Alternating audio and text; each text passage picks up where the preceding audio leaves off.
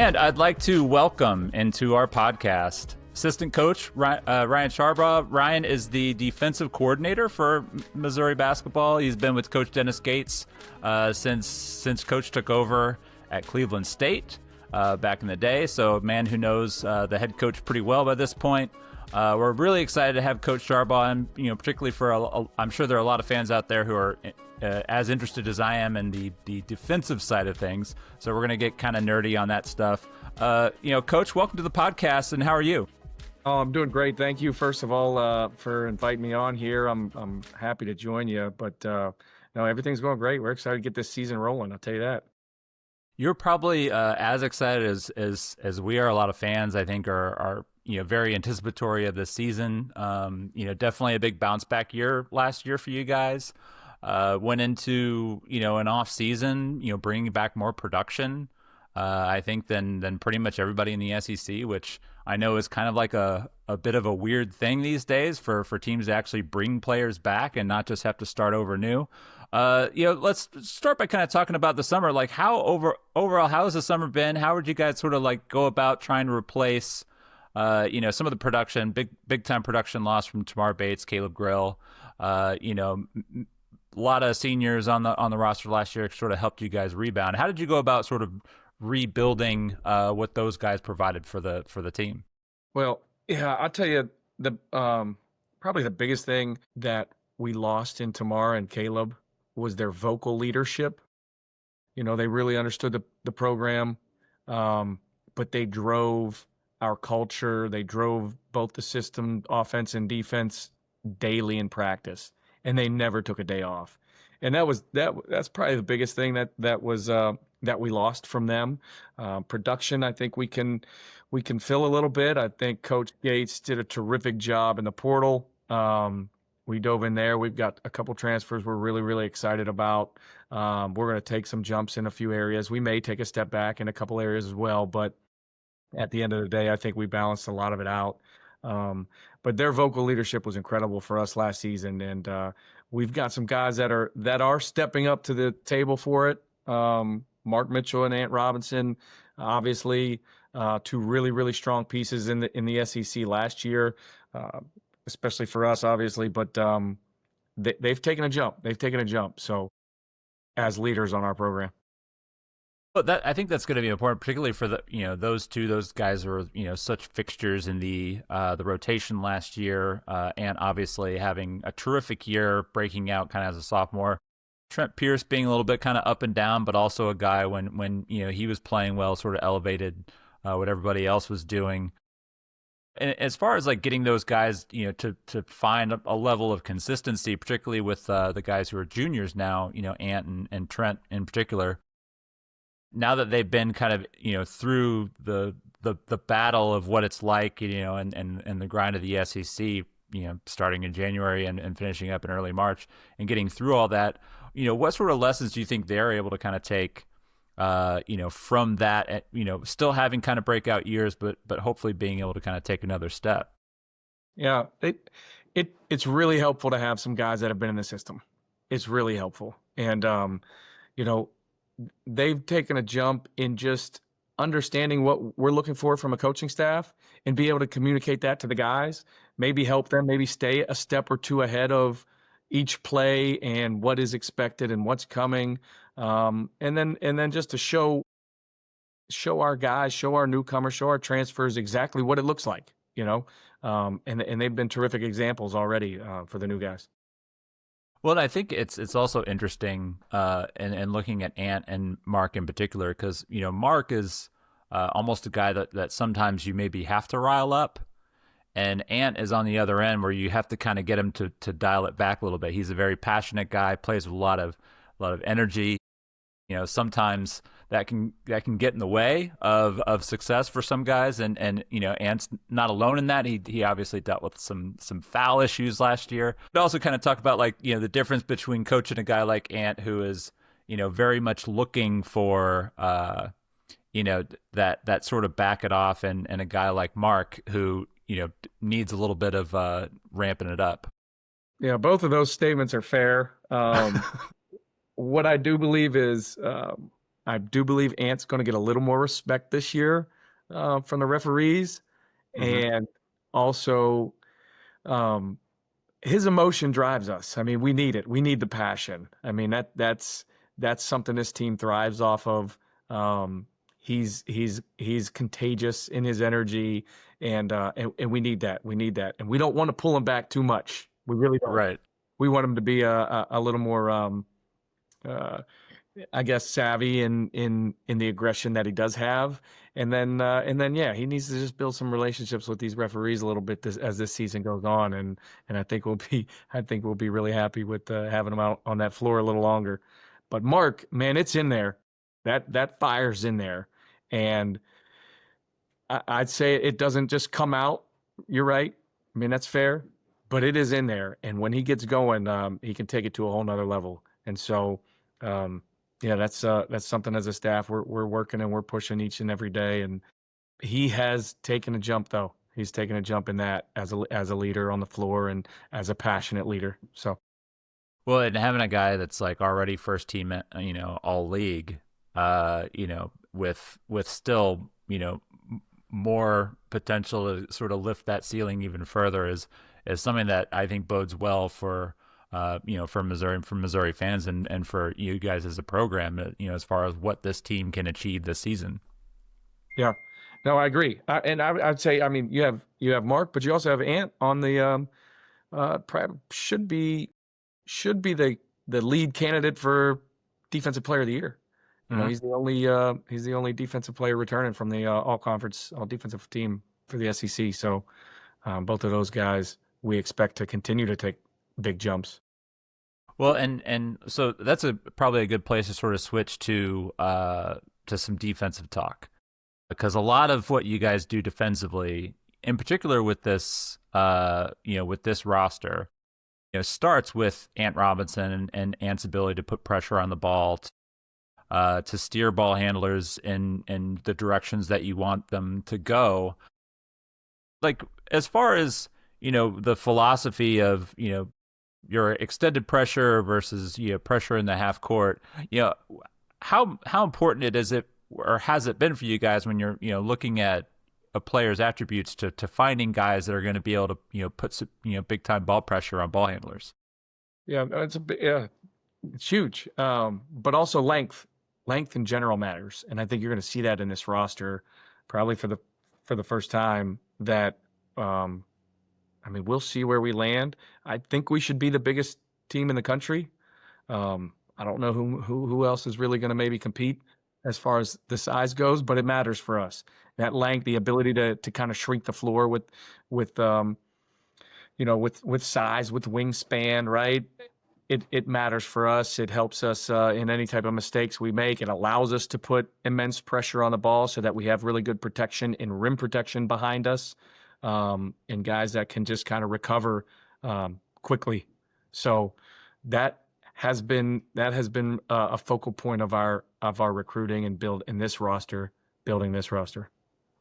And is there, going to be more of an effort this season because you are kind of leading with it, not just Ant, but also, Sebastian Mack is known as a really good defender, guys who can put pressure on the ball and extend, that pressure up the floor. Is this something like we're going to see you guys, putting into place more, full court pressure and kind of taking, that aspect? Because, I think we all sort of look at Dennis Gates in the tree of like the Leonard Robinson tree, and that the good Florida State teams were always teams that put length and put a lot of full court pressure on you, really made you work to bring up the ball. Is that something you think that this roster has the sort of potential to unlock this season?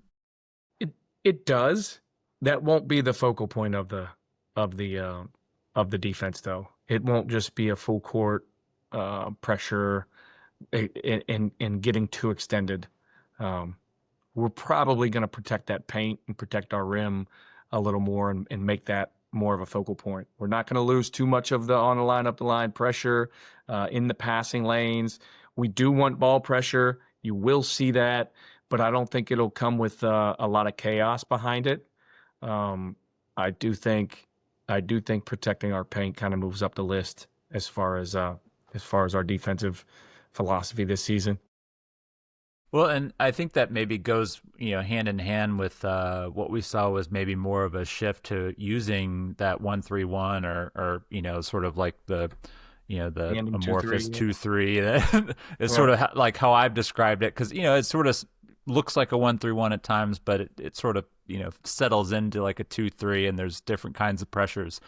Uh, like, is that one of the ways that you think you can really kind of take advantage of like the length that you have, and especially on the wing, and you're starting guys like Trent Pierce, you're making, like making offenses throw the ball over like a 6'10", kid, and meanwhile you've got a back line like another 7-footer. It sort of makes just moving the ball side to side really really a big challenge. You're right. I mean, it actually is it actually works as a complement to the man-to-man zone, because it still turns you over. I mean, you're still in passing lanes. It's not really a zone that's protecting the paint and packing it in, right? Like, it's difficult to swing the ball from sideline to sideline and get that ball down to the corner too. So what's kind of unique is year one we were, I think, second in the country in steals overall, behind a team that strictly ran the zone that we Mm-hmm. run. Um, and so I just think that's a funny point, right? We finished second in steals behind a zone team.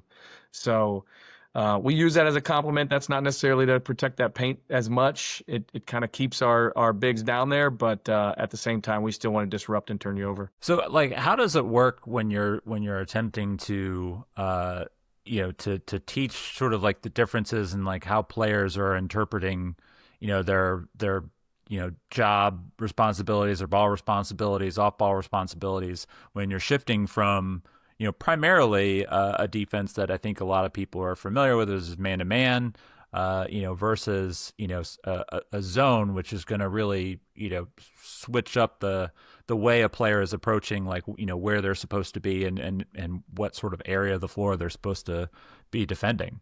Yeah, no, there's a bit of a contrast with that, and just whether you're chest to the ball in the zone or you're chest to the man and you have a closed stance and you're on the line, right, in your man. But and that's just worked through reps and how we do and how we do in practice. But what I will say is, like, our defensive identity comes before what we do. Okay. And that's like tough, physical, and disruptive. And we've brought that to the table last year, and we are going to double down on that this year. So we say TPD. If you hear that, if you see it anywhere, it is tough, physical, disruptive, and that's more about a disposition that we approach the floor with, whether we're in man, whether in the zone, whether full court, baseline. It doesn't matter what we're doing. We just want to be tough, physical, and disruptive. Um, and so that's our philosophy at the end of the day as well. That's where the pressure comes from. We want to be really, really disruptive in what we do. Um, and then how we do it, that comes secondary, right? That comes very much secondary. So when we can talk about ball screen coverages, and we can talk about whether we're switching 1 through 5 or hard hedging, whatever it is, there's got to be some disruptiveness in it. Um, there's got to be some physicality to it. And then the toughness is just that's part of Dennis Gates and who he is and what he embodies. And so, we like to let that spill over to our players on the court. So when it comes to like the approach within zone, are there certain types of shots that you are like looking to force the other team into taking? Sections of the floor, like is that vary team by team and scout by scout, or is it sort of like you're basing it in generalities to kind of keep the players I guess easier to teach, like this is what we're kind of trying to get out of it. I mean, obviously the best end result is going to be a turnover, no shot at the rim, and hopefully a live ball steal, but in general, like, are there things that you're trying to funnel in, the other team into doing, when you're kind of switching up the defenses? Well, I think even before shot selection, we want to break up their rhythm. Um, we want to break up their approach. We want to break up the coach's play calling, right? We want to throw some curveballs. We want to just freeze them a little bit. just to kind of stall out an offense and not let them get the rhythm they have, whether it's their screens and cuts and whatever they're doing from a man-to-man perspective. Then we want to throw a zone at them, and we want to first and foremost just disrupt rhythm, right? Disrupt rhythm, disrupt play calling. Maybe they're still getting the same shot selection, but they're doing it a little bit differently. The defense looks a little different. Everything's just a little bit different. It's just a slight curveball. It still could be a strike, right? But it's just coming at you a little bit differently. Now, ultimately, when you want to talk the analytics and shot selection, we still want to take away threes when we're in that zone, right? Typically, zones are like, I'll pack that thing in and just chuck as many threes as you can. We still want to take away threes, or we still want to take away threes. We definitely want to take away corner threes. We never want that ball going to the corner. And we are okay with that, those high post catches, and to where we have a center with some length that can contest those mid-range looks.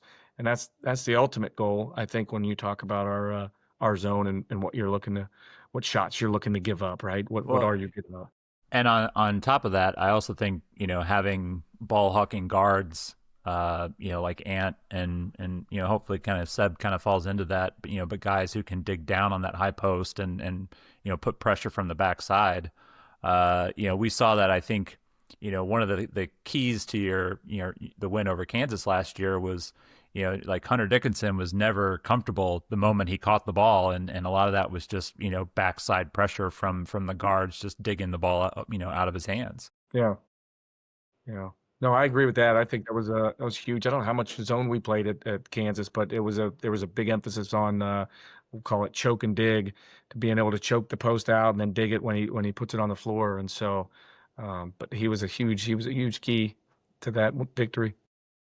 So, moving on a little bit to to sort of baseline out of bounds and sideline out of bounds, and sort of the approach, the baseline. I've noticed that the team seems to switch up looks. Sometimes you'll be pretty consistent in starting in a zone and kind of fan out to a man. Is there is that also more just like depending on the team and what you're kind of expecting them to run and kind of where you want the ball to be inbounded to?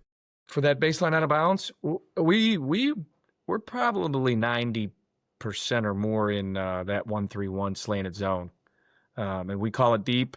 And Coach Gates, we've run it. This will be year 7. I mean, we run it every year, and again, it's just a disruptive defense. It's something that's really, really unique. So, like when we talk about TPD and tough physical disruptive, that's part of it. And what we say is it's a 1-3-1 physical grid. So we are chucking cutters. We're bumping them as we don't want anyone cutting freely. That's whether we're in man zone, baseline out of bounds. We want to really be physical with any type of cutter that comes through.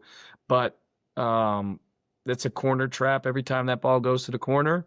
And it's just a very, very unique defense that a lot of teams don't see. Now, there's going to be more and more teams running it. I've already heard a few. We've been talked to by a few other coaches about them maybe implementing it or something along those lines. But the kicker with that is it's hard to prepare for. So if you've got a 2-day prep, I mean, you have to put in something very specific to play against it. And then even that, like, it's hard for your team to simulate exactly what we're doing on the defensive side of the ball with some accuracy. And so, look, if you do win the game, or if you do win the baseline out of bounds battle, you're probably not going to win the game because you probably didn't prepare enough on the man in the man-to-man offense, your defense. You spent an hour and a half over 2 practices working on baseline out of bounds offense, right? But it's also an energy giver for us, that baseline's out of bounds defense. Okay, it's I think we're one of the top in the country, top 5 maybe in baseline out of bounds defense turnover percentage.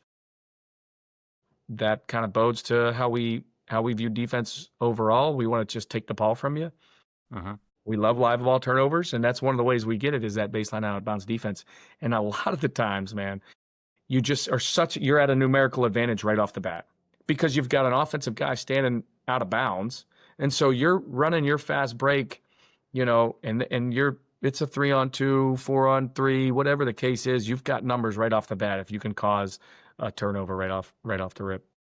Yeah, I think there's been a lot of examples over the last couple of years of your guys kind of taking advantage of baseline out of bounds turnovers and turning that into a quick 2 points. It is one of a thing that I really enjoyed about last year's team is the ability to to very quickly turn the ball over and get into transition offense. In particular on when you get a team that's buried and the offense is so heavy right at the basket, whether that's running a baseline out of bounds play or, a shot has gone up and everybody's kind of crashing the boards, like Missouri's looking to get the ball out and down the floor as quickly as possible. So even if they, if they hit a big three or something like that, you feel the momentum, like you're, already back the other way scoring 2 points. And I think that's one of the things that I've always felt is really deflating to have to play is when you feel like you've grabbed the momentum, the other team's within 5 seconds has got 2 points. We year one we were extremely fast and we led. I mean, two of the 3 years we've led all power conferences in steals. But year one we were so fast offensively. Obviously we've been a horrible defensive rebounding team, right? But the best offensive rebounding team in the country came in here, and you would think they would just double down on it, but they sent 4 back. They didn't crash.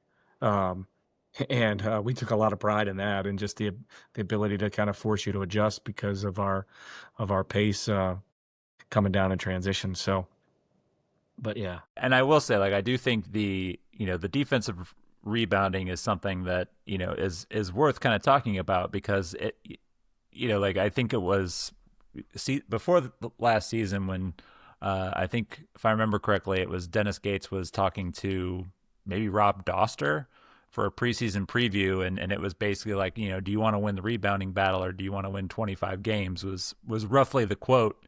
And the thing that I hear from a lot of the readers is like, well, why can't you do both?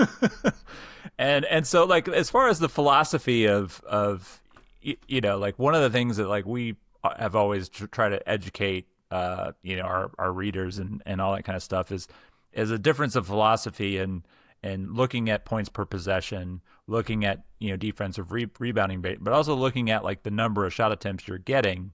And if you're taking the ball away, then that's not a shot attempt that you're getting. And Missouri has always been really good at that. So it looks like, with the growth of the roster, obviously, when you first started out, you were very small. The second year, it seemed like got even smaller. And then last year, to actually have some positional size on the roster, and then those battles start to even out. And now it looks like you've got an even bigger roster. If you're still turning the ball over, that defensive rebounding rate, all it has to do is really be just sort of average, and suddenly you're playing from ahead. I agree. I think I don't think we're looking to push that thing to number one in the country. All right, there's only 2 good things that can happen on every possession from the defensive end. There's only 2. And it's a turnover or a rebound. Mm-hmm. That's it. It's as simple as that. Well, one of those categories, we've led all Power 4 conferences in 2 of the last 3 years. And that's a staple of Coach Gates and his program. And what most specifically steals, right? Live ball turnovers, right? We're not number one in overall turnover percentages, but live ball turnovers, which we value even more because we also, on the flip side, we're number one in transition offense, right? Mm-hmm. It all plays into the same thing. Now, the other category, the rebounding piece, we've been atrocious, and we're taking jumps in that. And I will say, I don't think we expect our to ever be at the top in that. Otherwise, we'd change our system completely. Okay. We have switched 1 through 5. That doesn't bode well for rebounding matchups down in the paint.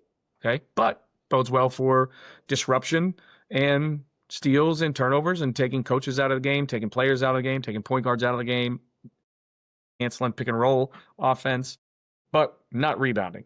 Number two, we've played a lot of small ball. Not great for rebounding, great for offense. We're top 10 in offense, right? We are an on-the-line team, okay? So we're in passing lanes.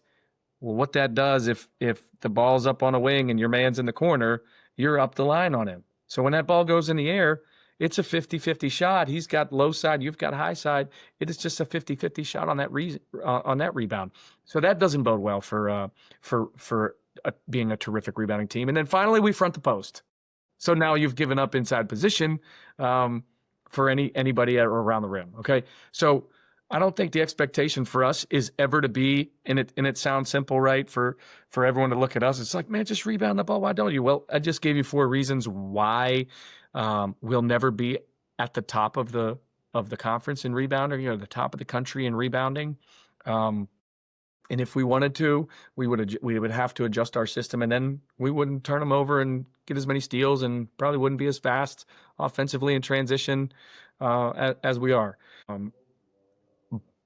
But at the end of the day, last year after our Illinois game, we took a deep look in the mirror, and we dove into it. And Kyle Smith-Peters spearheaded the push.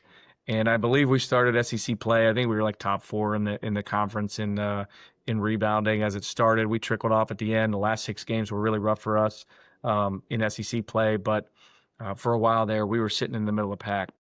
Recruiting in our portal and the guys we've brought in for this roster, it's going to help in our rebounding. I can guarantee you that it's going to help in our rebounding.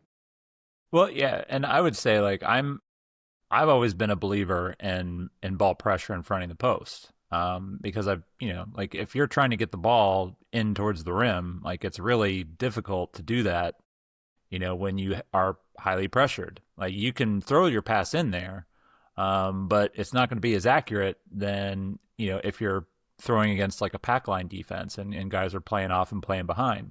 So I think philosophically, at least for me, I enjoy teams that play more pressure defensively because I think that does turn up the offensive tempo. And I'm sorry, but like I don't know. Look, I realize like Tony Bennett won a lot of games at Virginia. I don't really want to watch that style of basketball. Like I want to watch teams run up and down the floor and get after it on defense and pressure the ball and play at a faster pace. I respect you can win games that way, but as for the aesthetic side, I mean, yeah, like let's run it up and down. Like it's basketball. I appreciate that comment. I do, because we say like the ball has no sides. Okay. The ball has no sides. So we don't want to split offense and defense up. It's all connected. The way we play defensively helps us and allows us to get out into transition like we do. And so it all complements each other, right?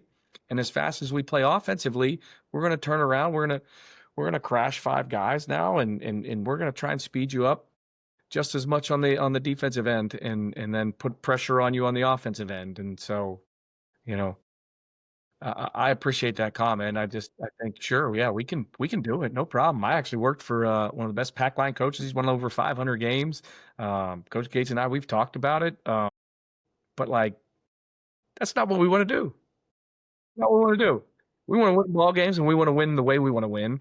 And it helps us in recruiting, and it's an attractive style of play that Coach Gates runs here. And he's very aware of like the weaknesses of it and what we give up. But you can't take away everything. We don't want to just take away everything. We want to play an exciting style of ball and get some good players in here and put on a show for our fans and win at the end of the day. Winning matters most. Yeah, well, and I always like to point out that I don't really remember a whole lot of college basketball games that result with one team not scoring any points. The way basketball is played, the other team is going to score. Your job is to score more than them and try to limit their scoring opportunities as much as possible. Like that's essentially what it comes down to. Like we want our scoring opportunities to be the best. We want theirs to be the worst. and that's usually how you're going to end up winning, just from a strictly numbers and analytical side. Like there's for without getting too into the the sayings, the thousand ways to skin a cat. Like, yeah, I mean, there's a million different ways you can win a basketball game. I think the main thing is that you find what you want to do, you stick with it, and then especially at the college level, you recruit to it, and you guys certainly have, which that's going to end up being a much better segue than I had planned. But I want to get into talking some of the roster. And the recruiting that you guys have done the last few years has been, really terrific. I am always appreciator of, like if you can find a guy who is in that sort of like, 80 to 150 range in the composite rankings, that end up being a super high quality college player. You've done that in Ant. I also think that like being able to recruit guys who are going to be in your program for multiple years. We have data on our own site that says that those players, when they play multiple years with your staff, you guys get a lot out of those guys. I think Tamar Bates and Caleb Grill last year, great examples of that. Both Ant and Trent jumping out as sophomores is another example of that. And I think a lot of fans at this point are going to come to expect that the longer guys are in the program, the more likely they are to have success. And so this year, y'all have 14 players in the roster. No walk-ons this year? None? Yeah, as I say, I haven't seen any added, but I've had a few in the past. Just figured I'd cover that. So let's talk about, let's start at least with some of the guys who have been in the program multiple years. In particular, I want to start off with Honor Boateng, a guy who was, highly rated as a recruit, a guy who probably had, buzzing going on, towards the end of last year about, hey, why don't you enter the portal, blah, blah, blah, as so often happens. But a guy stuck with you guys and has a really, big opportunity here because, he doesn't quite have the stops in front of him. Like last year, there was, two seniors who were definitely going to play a lot on the wing. What have you seen from Honor this spring and summer that you sort of gets you excited about watching him and his growth? The game is slowed down for him. Okay. So it was really unfortunate about last season is like, he came in with a little bit of a nagging injury that kept him out like all summer and most of the fall. And so like I think even at this time last year, he was just starting to practice for us. And that gap in his ability to just practice and get a feel for the speed of the game and the other bodies on the floor based off of high school guys, and I think it really hurt him and held him back a little bit. So ultimately, the game is slowed down for him, and he's been terrific. I'll speak on the defensive side of the ball first. I mean, he's a menace, right? And he's just he's a physical specimen, right? He's got terrific length. He's got good speed, and he's been one of the loudest players in the gym, which is probably at the top of my list as far as qualities required to be a good defensive team is just your level of communication and awareness. And so that's really helped him. And then offensively, he's been a terror, just attacking the paint, getting downhill, putting his shoulder into guys. I mean, his body continues to improve and get better. And now, again, like I told you, he's a physical specimen and he's starting to use his body. So, like, what's the sort of expectation that y'all have for, for him and kind of taking that next step, being a contributor? What are the things that you're going to want to see early in the season that are going to, really prove to you that he's ready to take on like a major role? Is it more of like a shooting aspect? Is there things offensively that you're going to be keeping an eye on, that are going to stand out when he's on the floor?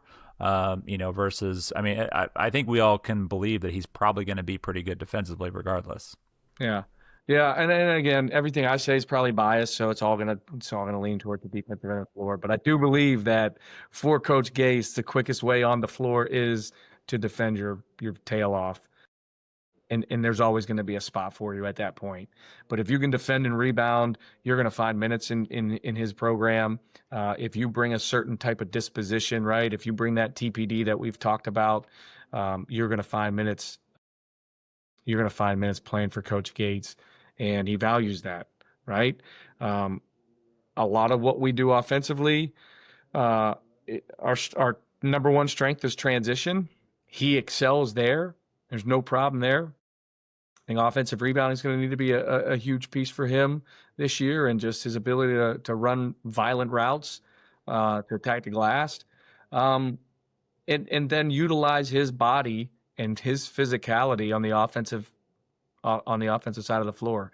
If he's seeing that, he's going to be a big impact for us. Well, then the next guy I really want to touch on, and a guy that I'm excited to see this year I mean, obviously I'm excited to see everybody, but I'm really looking forward to T.O. Barrett.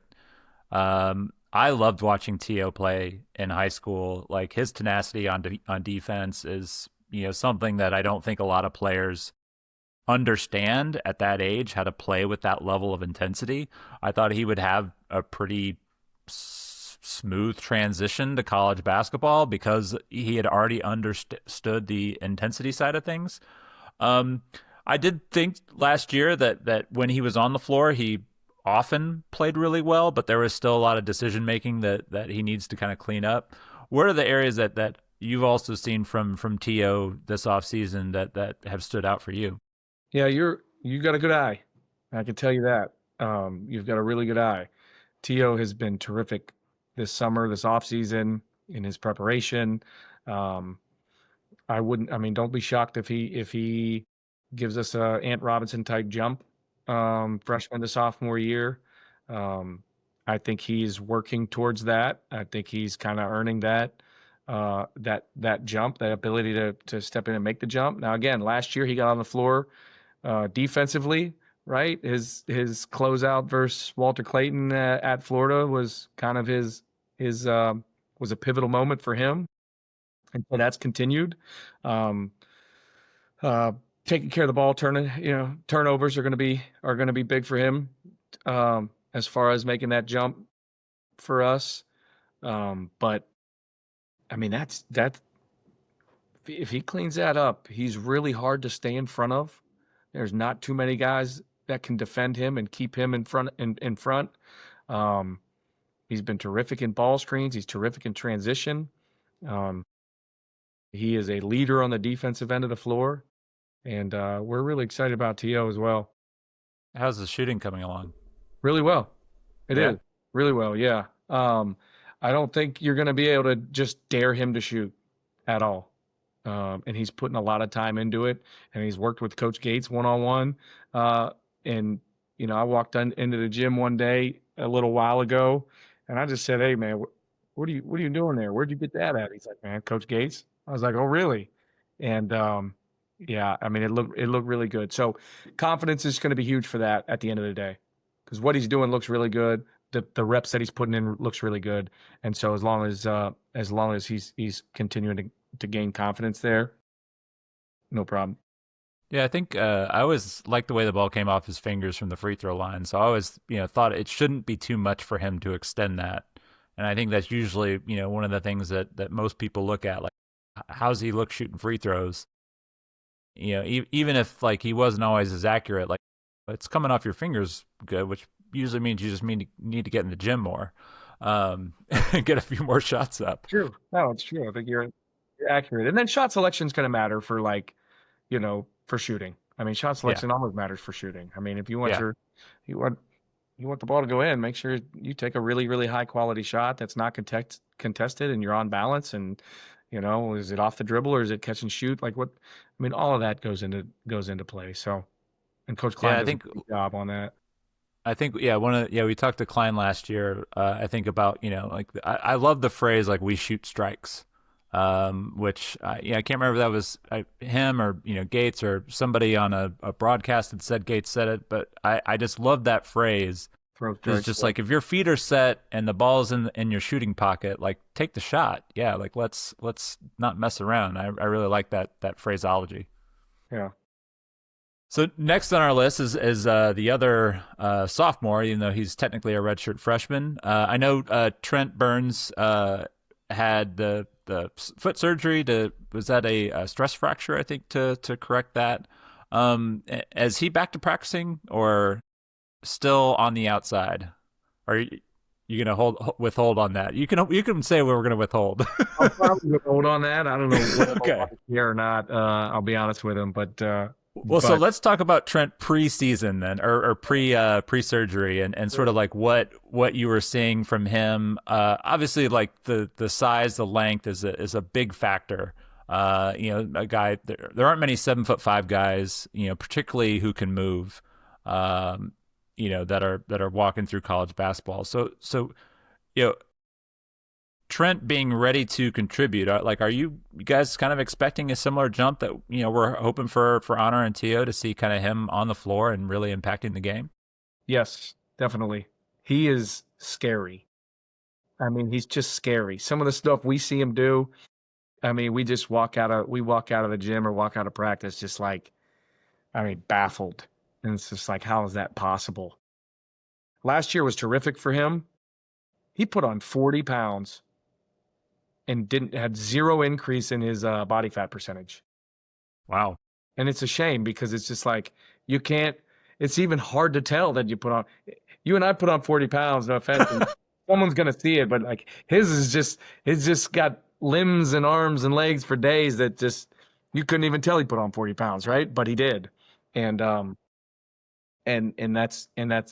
and that was step one, to be honest with you, to step on the court and have some production. That's the only weakness, right? Is hey, can someone just no one's taller than you, no one can jump, reach what you can reach, but can they push you around a little bit? And so that's been huge for him, and it has allowed him to really look good in this offseason, in this summer, in the prep into where we are now. And yes, we absolutely have some expectations for Trent Burns to come in and be productive for us. I mean, and it's just nice having guys that have been in the system, right? Like, even though he kind of watched from a distance last year, um, he knows what's going on, you know, and that's valuable. So Yeah, still being a practice participant and being able to sort of understand what the coaches are going to, because that is something that does take a lot of players a little bit of time to learn the interpretation side of it.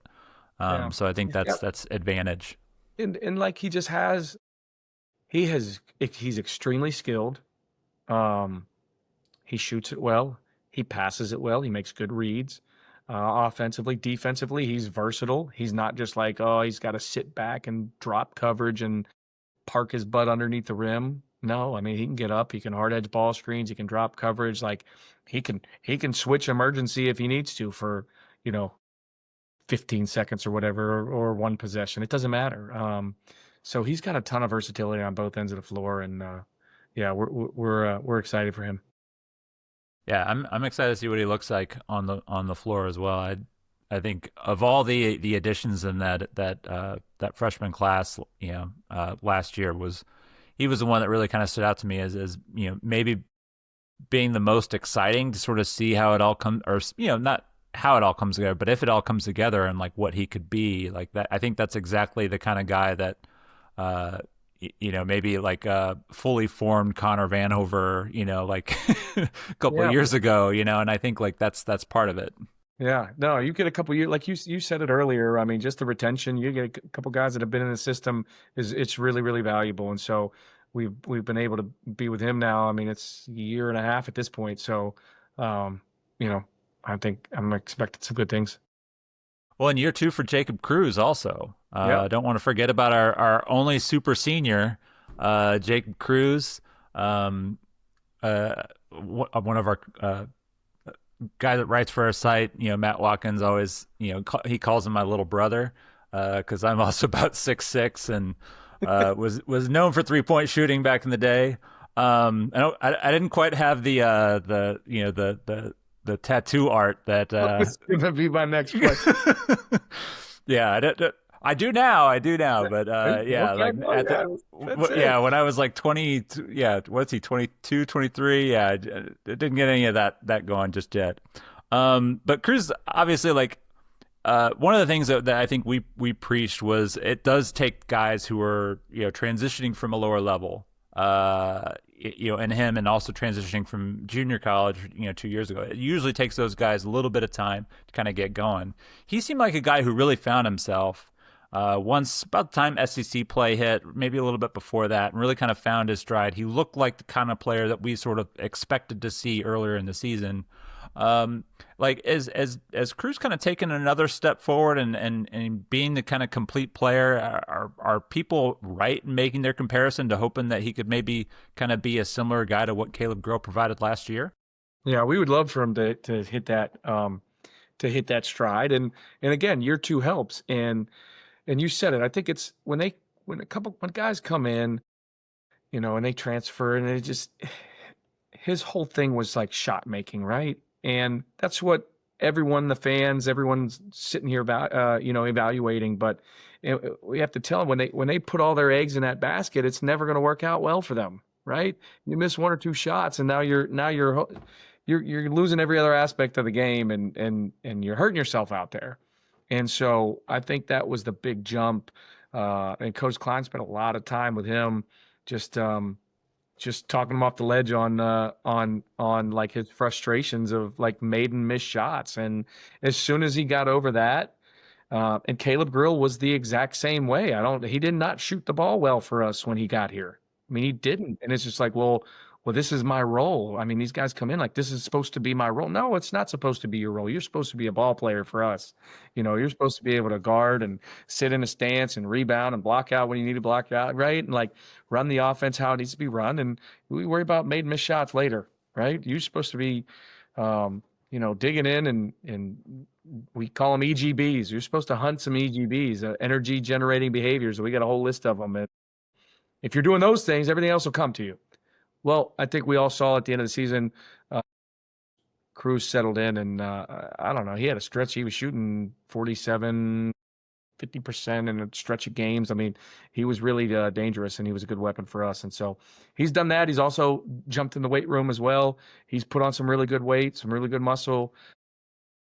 He needs to thank that Vanderbilt quarterback for getting him an extra year to play with Diego us. Pavia, yeah. And we need to thank him as well because it's terrific to have an older guy like that who's got some great experience, and year two is going to be helpful for him. Yeah, I think I clocked him for, I want to say it was like, 8 to 10 points over like a 10 or 12 game stretch, and shooting, I want to say it was 38.5%. And that was like down to like the last 8, 10 games in SEC play. And I was just like, if this is what you're going to get from Jacob Cruz like next year, like that's a valuable role. Somebody that is going to come off. He's going to can a couple threes, going to get you another bucket, maybe go to the free throw line. But also one thing that I think, like a lot of people kind of hit him a little bit on his defense, and I think one of the things that is a little overlooked, and maybe this is me speaking from my own experience of not being the quickest footed guy on the floor, but his length on the wing, as being a 6'7", I don't know if you have him listed at 6'7" or 6'8", but a guy with good length who can still get deflections, and he does. He does impact the defense. Maybe he's not going to sit down and stop an All-American guard from getting to the rim, but he is going to get his hands on balls. He is going to impact the game defensively, and he also rebounds really well. You hit it on the head. I mean, he's got terrific length, and he's got terrific athleticism. I mean, he's a really, really good athlete.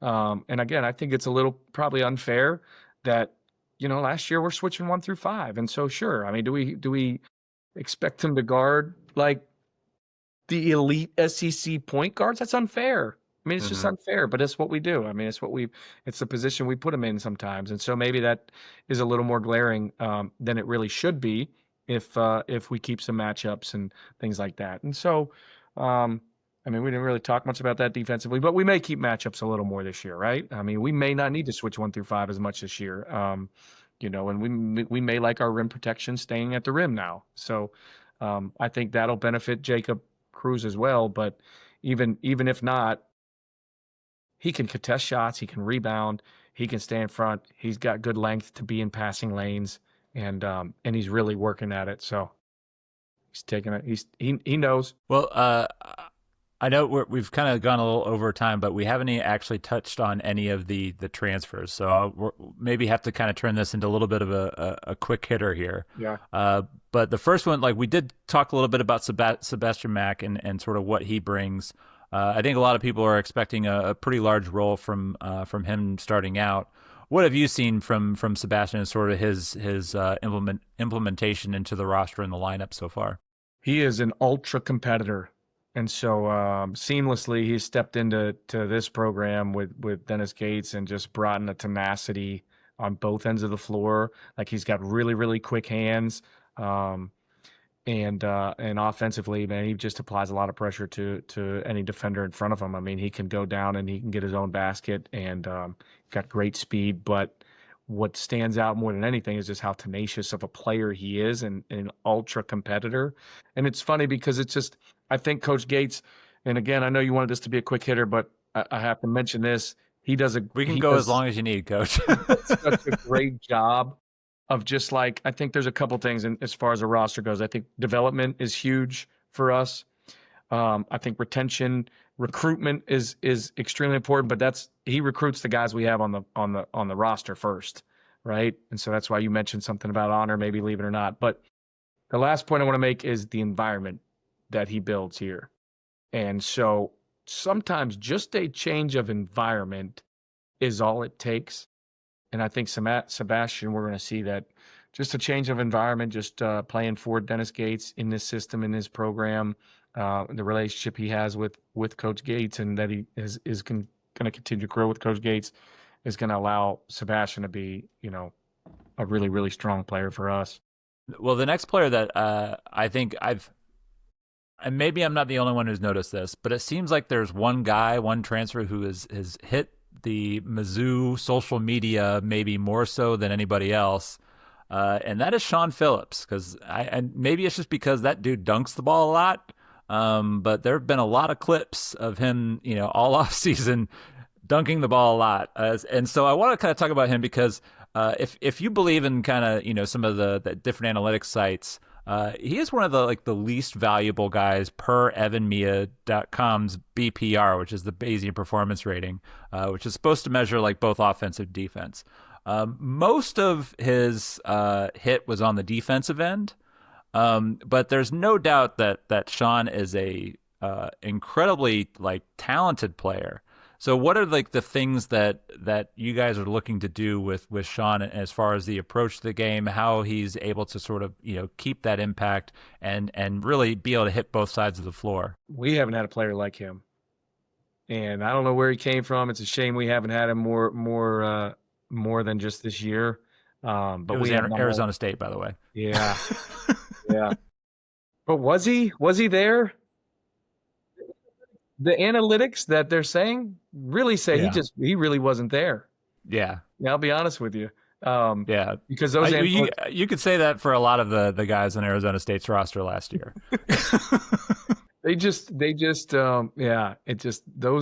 numbers and analytics and those projections, they don't translate to what we see every day out of him. And he's got a passion, and he's got an energy on that floor, and he is the loudest person in the gym. I gave Honor a lot of credit, but he is the loudest person in the gym. He is an anchor on the defensive side of the ball. He just did a vert test. I mean, he's 7 foot, maybe 7'1" with shoes, and he's got a 42-inch vertical. But that doesn't exist. It doesn't exist. Yeah. And so he's got some really special attributes and communicates at a high level, and he's extremely physical. And so everything that he has translates really well to what we want to do offensively and defensively. He doesn't get enough credit for how good of a passer he is. So he can play out all the pinch post stuff that we like, but he also brings a low post presence that we've never had here. We've posted Kobe up, we've posted Mark up, but he is a dominant on the block finisher. And then his rebounding is, and if we don't take a jump in those rebounding metrics, I'd be shocked.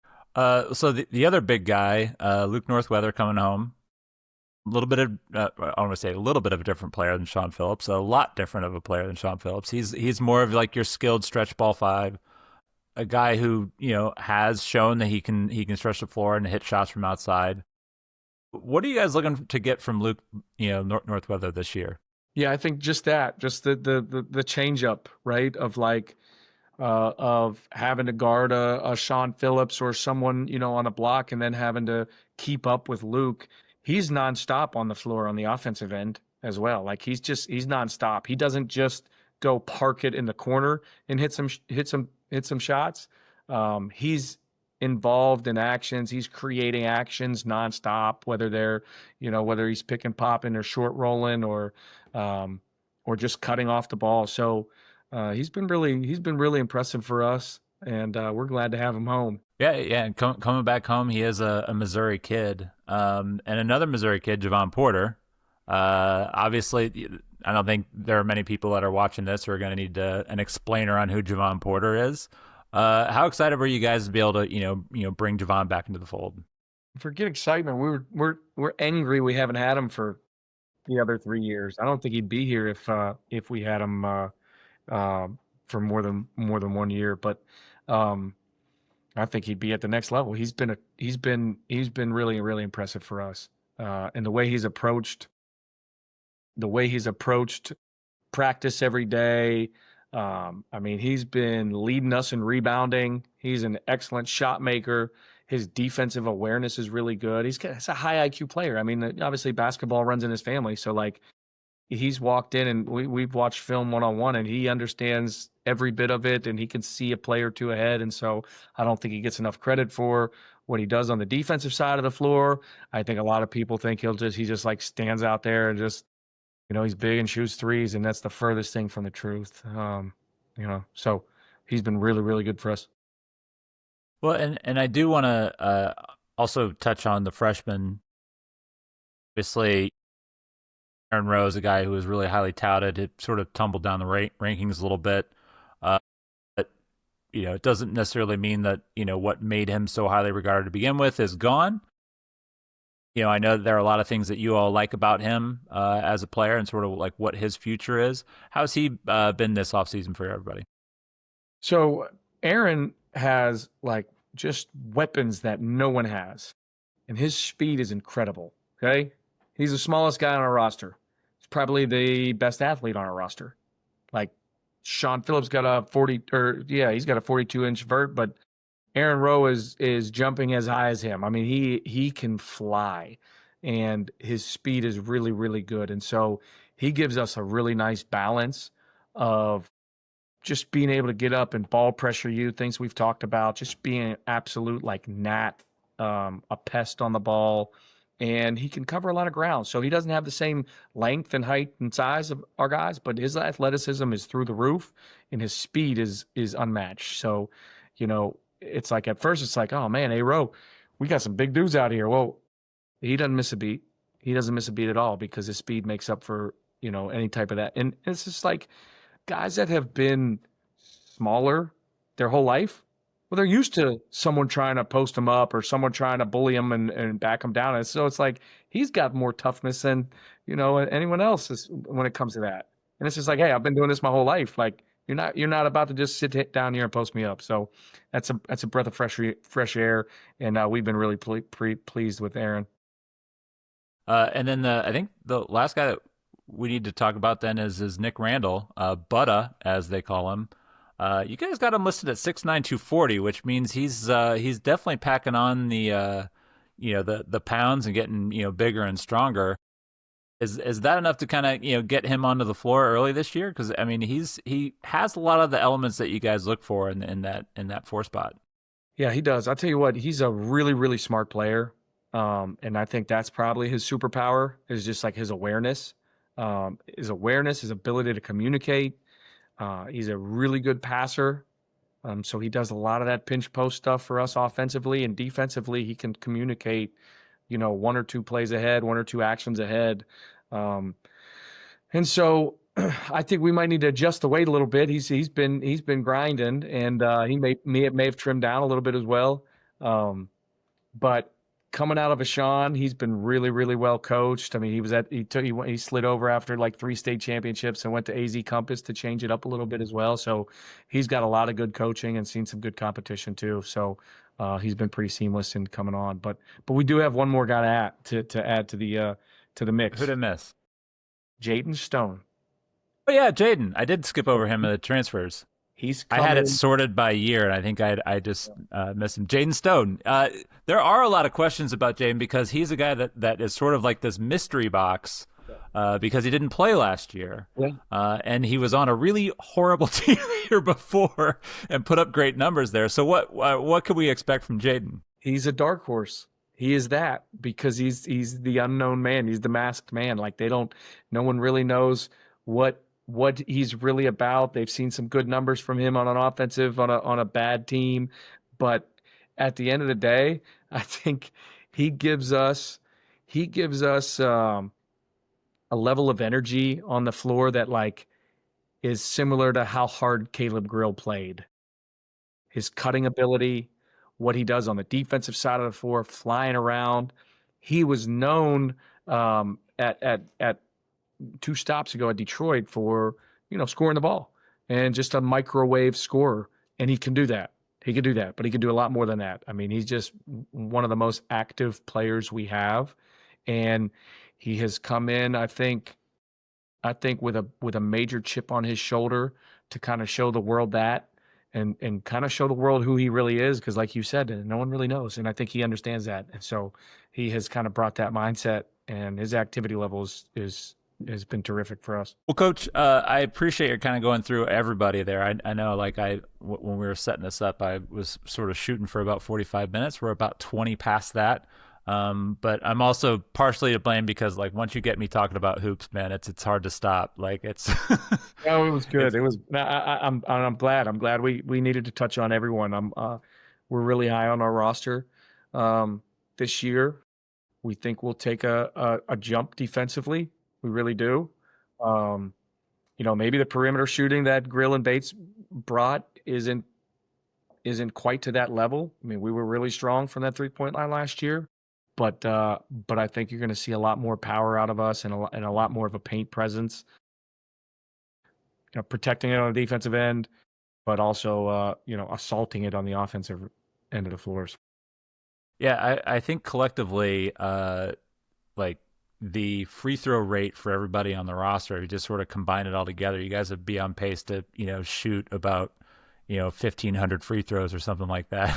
It's like, I think we actually did the math and figured it out. And it's like, whatever it is, it's an absurd number. So I think, if you're looking for easy ways to score, I think there's, fewer easier ways than transition opportunities and opportunities at the free throw line, provided you're sending good free throw shooters. No, I agree. We do have the free throw merchants. Picking up Sebastian was a big one too. So I think he was like top 10 in for free throw rate. So Seb Mack, Ant was also Mark, and Jake Cruz, low key, good at drawing fouls. Javon Porter drew fouls. Now if we could just get Trent Pierce to get a little more confidence there at the free throw line, I think you're off and running. We can do that. He'll be just fine there. And then they're gonna have to foul Sean Phillips. I'm telling you right now, they're gonna have to foul him. Yeah. Yep. Well, I'm excited for this year. I know, the college off seasons are so long, and there's so much like hot stove stuff that happens. You spend 6 months talking about, different rotations. It's nice to have something to look forward to and actually see. So for anybody unaware, the first time you can see Missouri, definitely head down to the exhibition, Mizzou Arena. Just pulled up the date, is the 24th. Make sure that you get there for the exhibition against Kansas State. Be good to kind of connect with a good old Big 8 rival. And then you guys are on the road to begin the season, November 3rd in Howard at the nation's capital, before you come back home November 7th to play Southeast Missouri. Brad Korn, his team. It's a quality mid-major. So I think you guys will be ready. I'm excited for the season. Coach Sharbaugh, thank you so much for joining us. And we'll be watching keenly all season long. Well, I hope you can make it back for a practice too. I mean, that'd be great to have you guys bring your crew, and thanks for inviting me on. This was a blast. So love talking ball. Yeah, anytime. Thank you, everyone, for tuning in to Rock M Radio, a proud partner of Fans First Sports Network. Rock M Radio is the official podcast network of Rock M Plus, a new and exciting subscription service provided by me and the other voices of Rock M Radio. Please take a few moments to head over to rockm.plus and sign up for an account today. The cost is only $5 a month, and benefits include access to our live podcast, a subscriber-only message board, weekly newsletters, and more.